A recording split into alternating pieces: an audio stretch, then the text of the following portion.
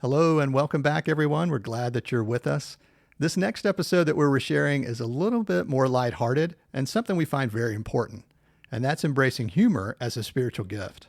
In this episode, we dig into the power of humor for healing and as a vehicle for the spirit to enter the seriousness and redirect our focus.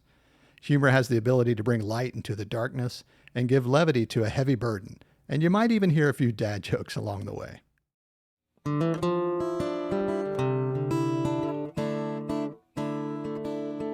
They're laughing and laughing and laughing, and they're laughing so hard that it got real again.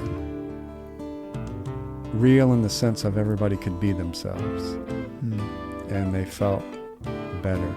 And through the laughter, it got quiet for a little bit, and then after they wiped away the laughter tears, the wife said, When life throws a challenge at you, one thing is certain. To find a resolution for every issue, every problem, for everybody, there's more than one way.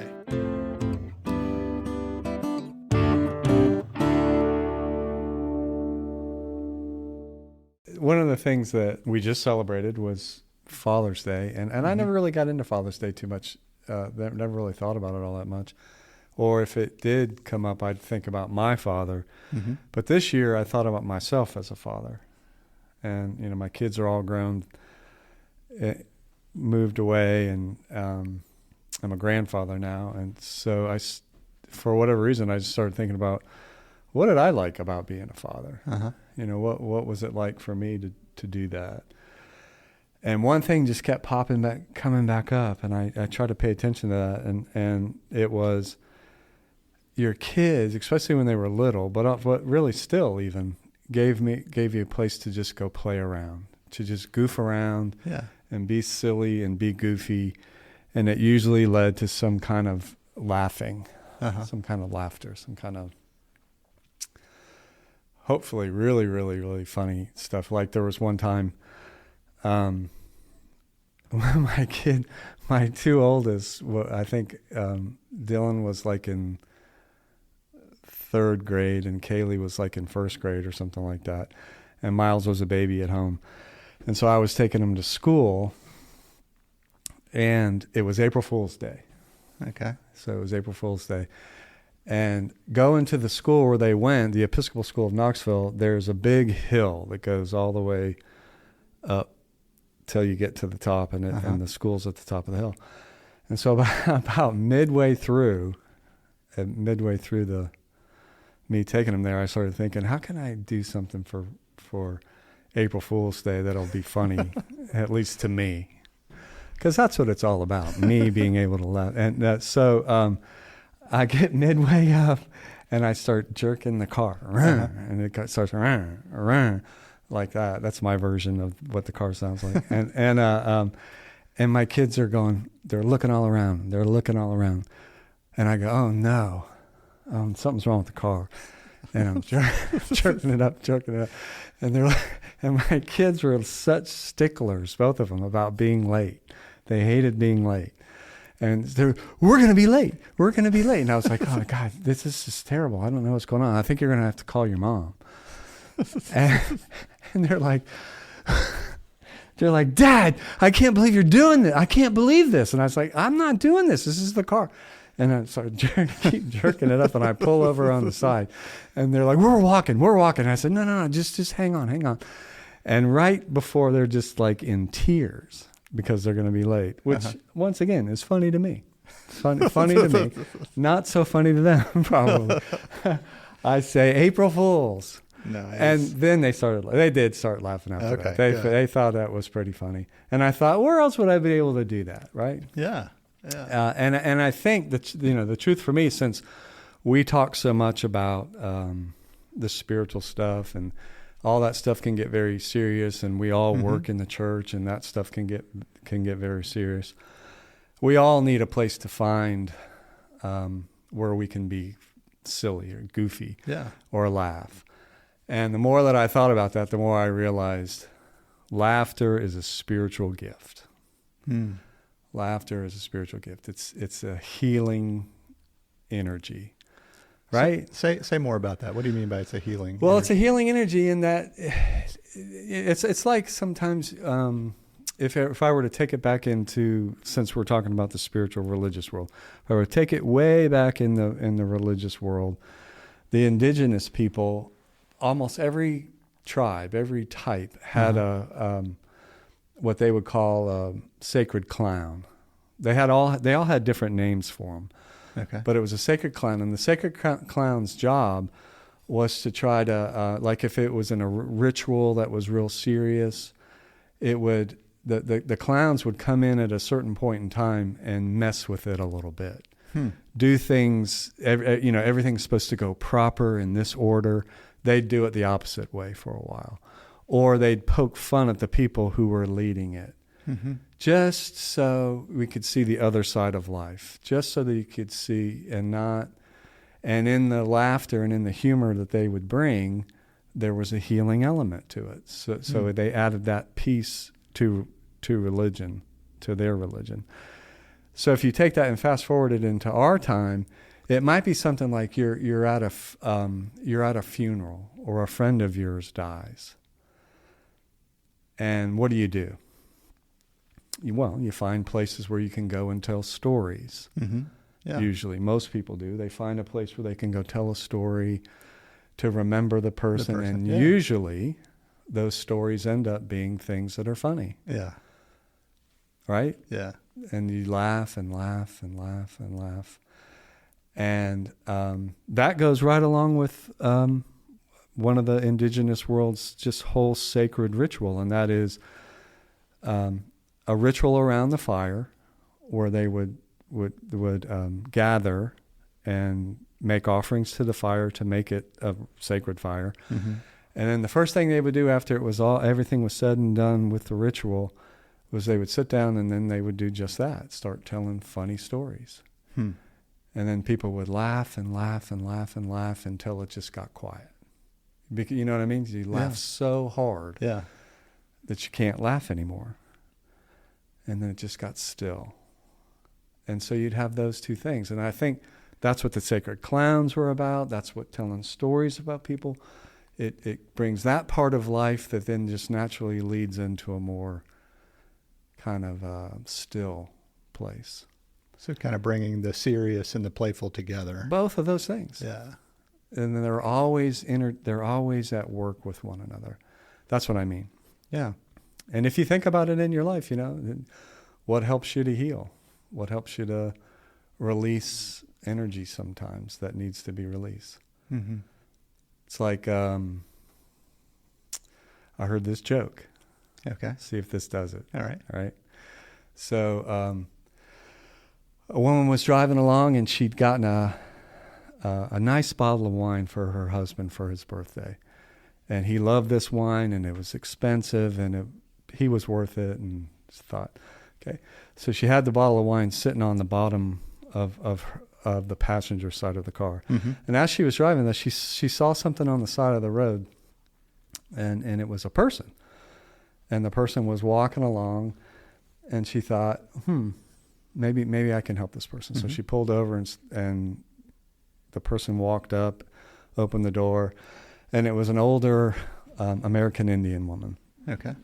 And she said, "Would you like a ride?" And the woman said, "Yeah, sure, that would be great, thank you." And they drove along, and the Native American woman, mm-hmm. noticed the thing on the ground, and she said, "Well, what's this?" And she said, "Well, that's a bottle of wine, and I got it for my husband." And they drove a little further, and the Native American woman said, "Good trade."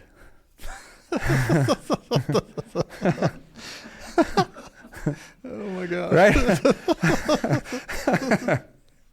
So that's what I mean by it's healing, right? Yeah. It's healing, and it makes for have you ever experienced that in your life? Any other? Yeah, I mean, I think I can definitely, think about sharing stories about someone that has either moved away or not with us anymore, and just it would tend to just get more and more absurd. I mean, just the stories just kind of topping each other, and just the idea of remembering the fullness of someone, Yeah. I think is really helpful in times of loss or times that you're really missing someone, and remembering the embarrassing parts or the awkward parts or just the ridiculous parts. It just helps reconnect us to humanity. I think just the fullness of who we are in the midst of sadness, that there's also life and energy and hope. Yeah, and joy. Joy, yeah, absolutely. I wrote down a quote from somebody who said about what we're talking about. And she said, laughter is a gift. So like I said, it's laughter. It's a spiritual gift. In fact, it's another form of prayer. Wow. It's another form of praying. And a smile in that way, in that context, that way of seeing it, becomes a sacred act. Right? And the reason I love that so much is what you're talking about with people in their lives and in their, and that is how much religion needs that. Yeah. How much religion needs humor to help. Like I said, we work in it, and we can recognize we need it to help balance out some of the hardness of life, some of the difficulties of life. And oftentimes religion can get very serious up. Yeah. Yeah. And I think it is, it's dealing with serious things. We're talking about making sense of life, but it can tend to become very serious without room for that. Yeah. Without room. And people can get just almost like easily offended when you get it, as if somehow or another God doesn't want you to laugh. Right. Right. Yeah. There was a whole book written about that's in this line. It was called The Name of the Rose. And then they made a movie about it with Sean Connery. Okay. Right. I think it was right after he was 007.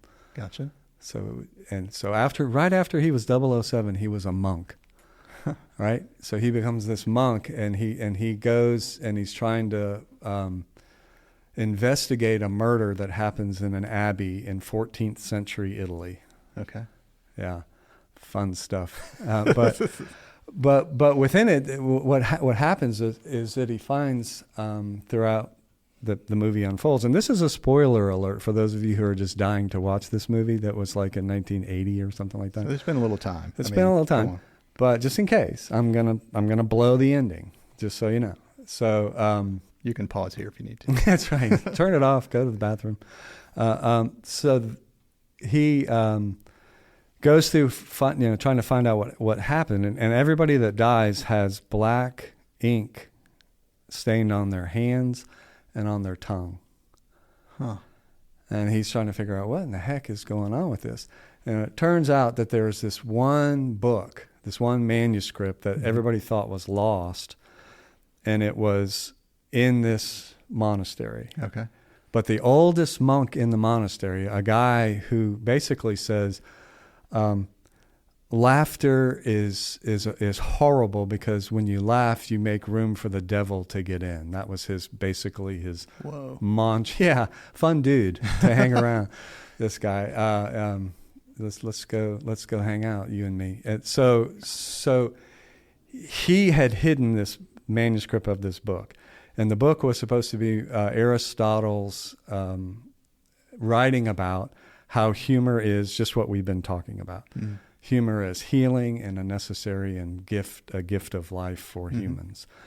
But this guy, who was a very religious guy, very educated guy, didn't want anything to do with that. So he hid it. And then not only did he hid it, he put poison on the pages.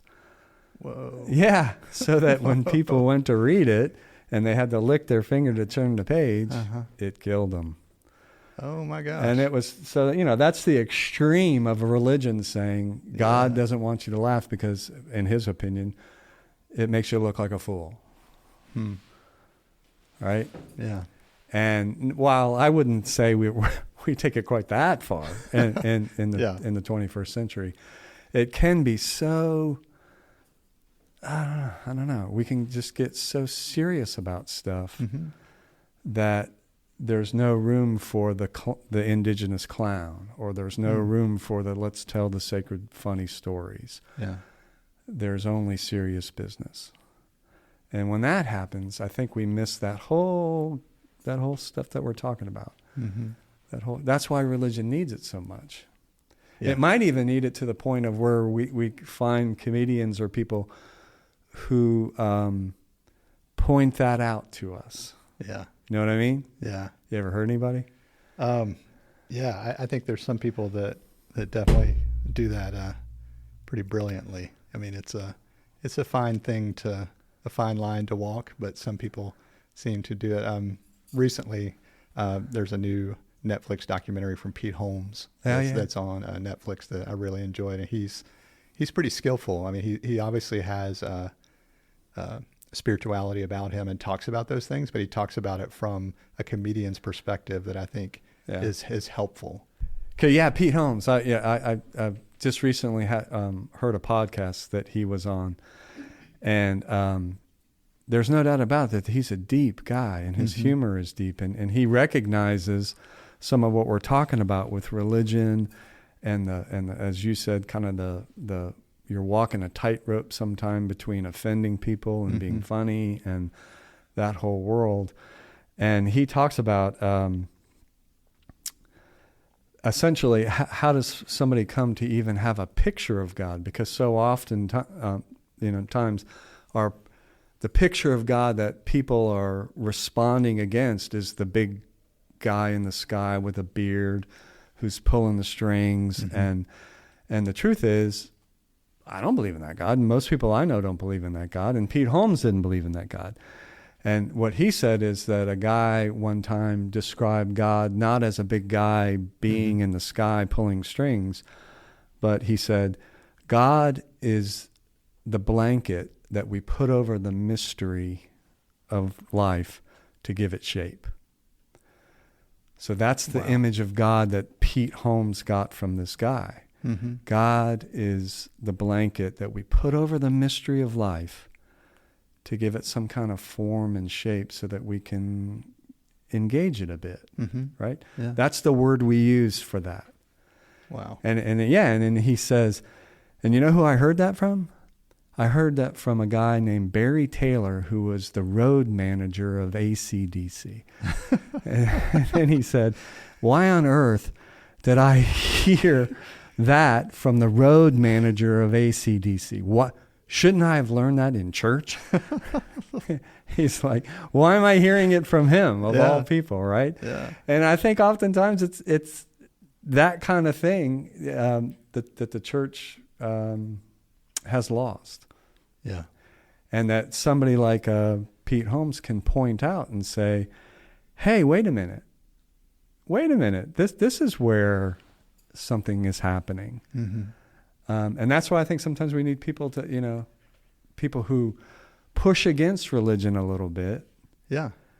To help us see and maybe even hopefully laugh at ourselves, and then that'll help us to grow. Give us a bigger picture. Yeah, a bigger picture. Sometimes a voice from the outside can do that easier. Yeah, and kids can do that. Oh yeah, no doubt. Right? Absolutely. Children really, really, really. I love children in church because they. One person said, a friend of ours said, children haven't learned to be offended yet. So they can poke fun at things within church. I have a personal story about that. We have to wear all this stuff when we go to do our church services. And sometimes the stuff is cool. It kind of helps with the pageantry, and but one of the things you have to do if you're playing a particular role in the church service is you put this thing on your head. It's a white cloth with a tie around it. Hope I'm giving it a good picture. It's a white cloth, and it kind of looks like a bonnet-ish kind of thing. And I had it on, and these two little girls came in to get the stuff they needed to be acolytes. And when I was putting it on, they're just looking at me. And then they just start laughing. And this one woman, this one young girl, she's probably in 4th grade, she goes, "You look like a woman." And I said, "What?" And then this other little girl goes, no, no, no, you don't look like a woman. You look like an old woman. And okay, so here I am getting ready to go out and do this serious church thing. Uh-huh. And these two kids come in and really, really help me to just not take myself so seriously. Yeah. Right? Because I did look like an old woman with a bonnet on that I was getting ready to tie up and put down. So that's my, and there's story after story. I'm sure you have some. Yeah. I think, I remember being in church and we were going up for communion, and the church I was in had a loaf of bread that you took a piece of the bread off and you took it back to your pew. And so they were doing that, and they were going down through the aisle and people were tearing off pieces. And this one young girl that was there tore off a piece and handed the piece back to the minister and took the whole loaf back to her seat. Yeah. And you can hear walking back, the parent was just like, what did you do? And she's like, I wanted it. And I was like, yes, everybody it was really good bread. I wanted more than I got too, which is so great, because she was just like, I wanted it. Yeah. But that's it. That's what kids can bring help. They're almost like the sacred clowns of the indigenous world. They bring this into our very serious stuff oftentimes. Just a few weeks ago, we were watching, we were helping with the broadcast of the service, and there was an acolyte here that was dancing in the front, and it was doing specific moves, and it just went on the entire time. And it was so great because nobody went over and said, no, don't do that. Yeah. Or she never got embarrassed. I mean, she was totally into it the whole time, but it was so fun because we were just dying laughing at her dancing there, just because it would seem so out of place. But at the same time, it's like, no, she's totally comfortable where she is. Why not? Yeah. It was so great. And that's when a church, to me, that's a beautiful thing, when a church can be in that place. Mm-hmm. When the people can say, yeah, this is perfectly natural. Yeah. And I can laugh at this, and this is great, and this brings joy, and this brings lightness, and it brings the spirit that laughter brings. And it's not taking anything away. No. Yeah. It's not putting anybody down or being disrespectful. If you don't see it that way. Mm-hmm. Right? Because once again, as we circle back around to the beginning, because laughter is a spiritual gift. Yeah. God is in it. But that's not one that we think of. I think so many times we think about the spiritual gifts, or the gifts that are talked about maybe in a service or in a class or a study. We don't hear laughter brought up that often. Yeah, why do you think? I think, to me, I think it's because it's out of control. Yeah. I think it's unexpected. I mean, there are times when humor hits you, whether it's an appropriate or inappropriate time, and you can't do anything but just respond to it. And the more you try to hold it back, the bigger it gets, and it just takes over. Yeah. So I think in an environment that does try to put forth a level of reverence and holiness and making sure things are going a certain way, I think laughter and humor are unpredictable. Yeah. It can throw that off. Yeah. Which is a wonderful thing. Yes, it is. And that's why I think that they had the sacred clowns. Yeah. Because it could bring the other side. It's not that there's, that's beautiful, that if there's order and beauty, and that's a lovely thing. Yeah. Until you take yourself too seriously in it. Or until you value that over the people who are participating in it. Yeah. And then they just become a function of that, rather than, so then the other side that the sacred, that you're saying laughter brings in, that these people bring in, shows us just that, the other side, and that these two things are in tension, in good tension. Yeah. So it's so healing. And if anybody who's listening, if you're still listening, if anybody who is, it really, think about it in your own life and how it's been a healing for you. I think you'd mentioned children. I think something that comes to my mind too is we participate in Mardi Gras downtown, and it's so interesting how people's pets totally change the environment. Yeah. Much in the same kind of way, just that when people are with their animals, we see people engaging with people maybe they wouldn't normally engage with. People are free to be themselves. They're excited to be there. They're introducing themselves to each other, meeting each other's dog. There's something about that just kind of it just breaks away that barrier. Yeah. And just opens things up to just joy. Just joy. Yeah, and there it is. Mm-hmm. That laughter might be an expression of joy. Yeah.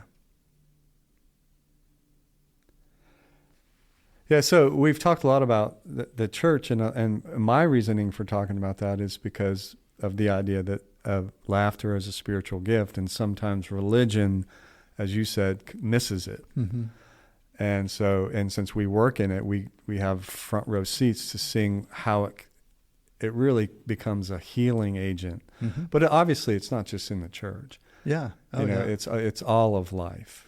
It's the whole of life, because our spiritual life is all of our life. It's the whole of it, and how important laughter is for that. Once again, especially when I start to take myself too seriously, especially when I get shot full of or think of who and what I am is way more important than I. Yeah, it's outsized. You know what I mean? Mm-hmm. You know it and. Humor comes in right there and helps in ways that like nothing else. A friend of ours was just telling us this story. It was way back in the day, you know, and it was before that they knew exactly what was going on inside with the fetus or what was happening with babies. Mm-hmm. And this group of people were all in their 20s, and they were living on an Air Force base together and got tight knit, you know, because of that. And this one woman really wanted to have a baby. It was like, you know, I don't know if you know. Do you know what it gets like when a woman really wants to have a baby? Have you ever been around a woman like that? I was married to a woman like that, and still am. And so it's a thing, man. It's a thing. And she had that thing, and she wanted to have the baby. And another one of the couples, the woman who was telling us the story, already had a baby, and this made the woman want to have hers even more. And one night, I guess it was like 6 a.m, I guess early in the morning, there was a knock at the door of the woman who was telling us the story, and it was the husband, and he said, you know, we've had our baby, and she's an achondroplastic dwarf. Yeah, so the mood got real serious all of a sudden. And the husband said, we need you all to come back with us. And so we go back. They go to the house, and everybody's there and just kind of crying. And the mood is extremely serious and don't know what to say. I mean, what do you say? Mm-hmm. And on some level, you know, the hopes and dreams of the new mom felt like they were dashed. And it was just, I wouldn't say it was hopeless, but there was some despair in it, you know?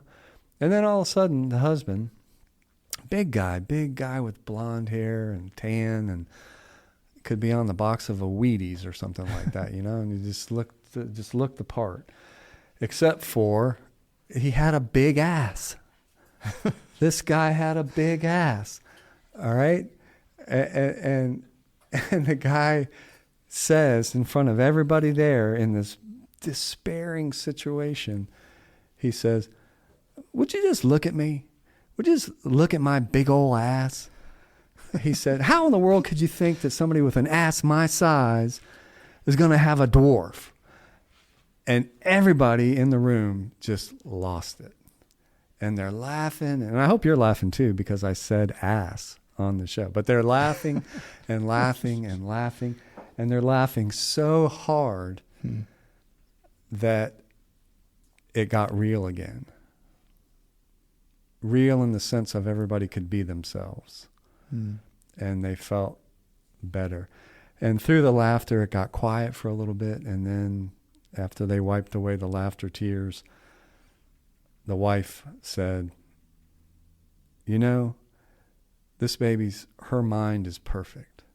And she's going to know that we love her, and she's going to love us, and everything's going to be just fine. And I think that's a great story about the power of laughter. Yeah. Wow. So, you know, and here's the thing about telling that story is I wanted to use the words that the person who told the story used. And she talked about having a big ass. And Now, for some people, us saying that might be offensive. There's no intent on our part, right? Mm-hmm. For us to be offensive. We're trying to tell the story that's real, that's human, and that's funny. Yeah. And it's funnier to use that word than to use all the derivatives we have for that word. Right. All right. So, and that's the thing about, once again, the laughter as seeing laughter as a spiritual gift can lighten up that, oh, I'm offended. Yeah. Or I have to be so careful about. Yeah. Or I have to walk around on eggshells because that's not the intent. Yeah. Nobody's trying to be mean to the person who was telling that story. He was self-deprecating enough. Yeah. Right? So we can tell it because he was willing to tell it on himself. Mm-hmm. Right? And the absurdity of it in the moment was what ended up releasing the emotion that allowed it to move forward. And once again, and from the spiritual perspective, there's the spirit breaking through. Yeah. And it's an emotional breakthrough. Mm. It's like everybody standing in that room was all bunged up, was all tight. Because what do you say? And this is a hard thing. And the only two people that probably could have broken that tension were the father and the mother. Yeah. And thank goodness one of them did. Mm-hmm. And that everybody there could just go with it. When I love the rather idea than be offended. Yeah, thinking about that as the entrance of the Spirit. Yeah. Versus it being an interruption or inappropriate or out of line. It's that was the presence in the room. Yes, and so from my perspective, as we've talked, it's trying to see life that way.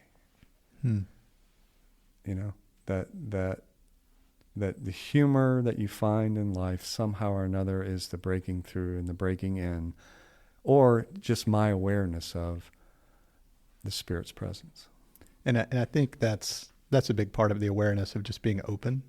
I think so many times we're kind of so set, or we think we know exactly what's going on. Yeah. When sometimes we don't have any clue what's actually happening around us, or we need to be reminded that we don't really understand what's happening around us. Yeah. And that can be a beautiful thing if we can let ourselves walk lightly enough to be okay with being corrected or being reminded that maybe we don't have the full picture of what's happening. Yep. Okay, so how about we end with a joke? Oh, that sounds good. All right, so we started with Father's Day, and I looked up some jokes that are dad jokes. Oh, man. Yeah, I know. So prepare yourself to be, it's corny, but I bet you'll laugh. Let's hear it. Okay. So the other day, my wife accused me of stealing her thesaurus. Not only was I shocked, I was aghast, appalled, and dismayed. Have a great day. That's Tip your ridiculous. waiters. Thank you for listening to this episode of the More Than One Way podcast, brought to you by the Center for Spiritual Practice in Knoxville, Tennessee. We really appreciate your time and would love to hear your feedback. You can reach us by emailing hello@morethanonewaypod.com, or you can connect with us on social media using the handle @morethanonewaypod. If you found this episode helpful, we hope that you'll share it with your friends, with your family, with people you work with all the people who you know. Thank you and take care.